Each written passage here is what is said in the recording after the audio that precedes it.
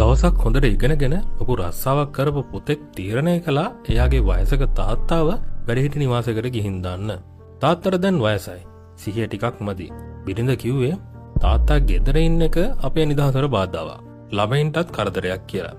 පුතා අකමැත්තෙන් වුණත් ඒකට එකඟ වුණා. තාත්තව කාර් එකේ දාගෙන යද්දී තාත්තා කිසිම දෙයක් ඇහුවේ නැහැ. එයා ජනේලෙන් එළිය බලාගෙන පාරේ තියෙන ගස්, ගෙවල් දිහා බලලා පොඩි ළමයෙක් වගේ hina වුණා. පුතාට කේන්ති ගියා. මම මේ එයාව දාලා එන්න යනවා. තාත්තා කිසිම ගානක් නැතුව hina වෙනවා කියලා එයා හිතුවා. නිවාසෙට ආවම පුතා තාත්තව කාමරයට දාලා තාත්තේ මම ගිහින් එන්නම් කියලා ඉක්මනට හැරුණා. එයාට ඕන උනේ එතනින් පැනගන්න. ඒ වෙලාවේ තාත්තා පුතාගේ අත තදින් අල්ලගත්තා.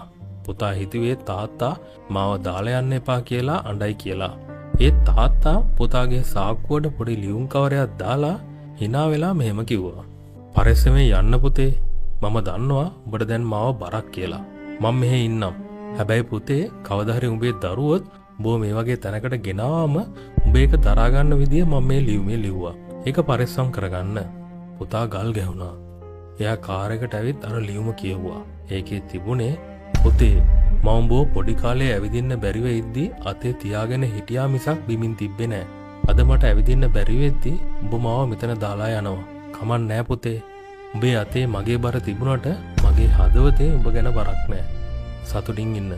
ඔයා පොඩි කාලේ ඔයාගේ අතින් වැටෙන දේ අහුලන්න, ඔයාගේ අසුචි පවා අතින් නදින්න අම්මයි තාත්තයි කවදාවත් පිළිකුල් කළේ නෑ නේද? ඒත් ඒ අම්මයි තාත්තයි වයසට ගිහින් එයාලගේ අතින් වතුර වීදුරක් බිම වැටුනම ඇයි දරුවන්ට ඒක මහා අපරාධයක් වගේ පේන්නේ? ඇයි අපි එයාලව බරක් විදිහට දකින්නේ? දෙමව්පියන්ගේ ආදරය මහා පුදුම දෙයක්. එයාලා අපිට ජීවිතේ දෙනවා විතරක් නෙමෙයි අපි එයාලව ප්‍රතික්ෂේප කරද්දී පවා එයාලා මැරෙන්නේ අපේ සතුට පතමින්. දෙමව්පියන් කියන්නේ පන්සලක්. ඒ පන්සල ගෙදරින් ඈත් කරපු දවසට ඔබේ ජීවිතේ ආලෝකයක් නිවිලා යන බව මතක තියාගන්න.